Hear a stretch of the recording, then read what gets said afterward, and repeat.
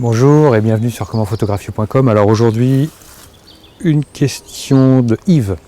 Alors Yves me pose une question, on va essayer de l'agrandir. Donc il va faire un séjour au Canada l'année prochaine, au mois d'octobre, je pense que d'ici un an.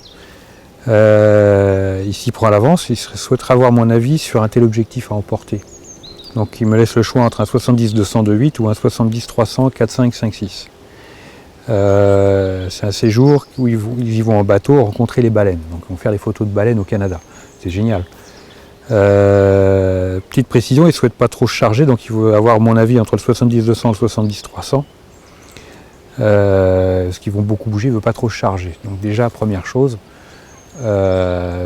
photographier des baleines, avant de penser au confort, c'est de dire qu'est-ce que je vais faire. Donc photographie des baleines, les eaux sont sombres, les baleines sont sombres, donc on va avoir besoin de lumière.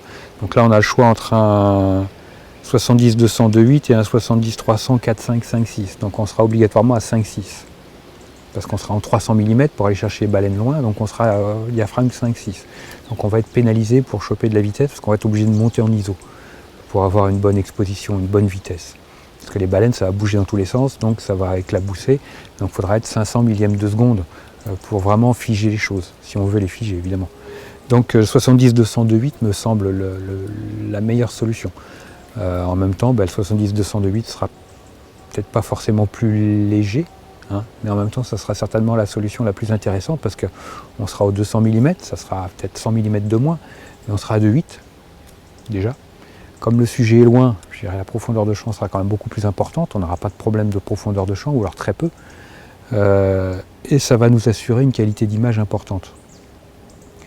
Je dirais voilà mon choix. Mon choix il ira vers le 70-200 2.8 parce que je vais avoir besoin de lumière. Et que la promenade en bateau, je dirais on va pas trop choisir. C'est vrai qu'on va me dire qui peut le plus, peut le moins. Le 300 mm sera bien. Mais on va être à 5.6, donc je dirais s'il a un appareil photo plein format, il pourra agrandir, il pourra zoomer dessus sans problème. Donc pour moi, sans hésiter, le 70-200 2.8, ça sera le meilleur choix pour une meilleure qualité d'image et pour une meilleure luminosité parce qu'on va avoir des sujets très sombres. Donc c'est là où il faut faire attention, et s'il a la chance d'avoir des baleines qui sautent, donc il faudra de l'agnac. Petite chose supplémentaire, ne pas hésiter à se mettre en ISO auto au moment des prises de vue parce que ça va être très sombre, mais parfois ça peut être très clair aussi en fonction de l'orientation, si on est dans ça va bouger, donc ISO auto pour pas avoir une mauvaise surprise d'avoir une ISO pas assez élevée ou d'avoir une ISO trop haute.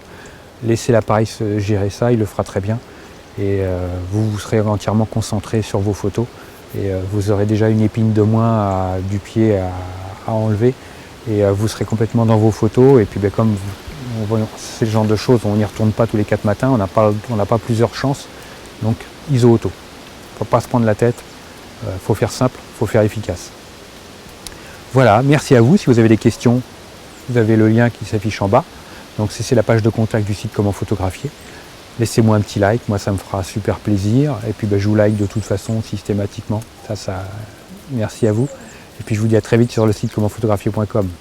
Il neige des feuilles, c'est l'automne. À bientôt.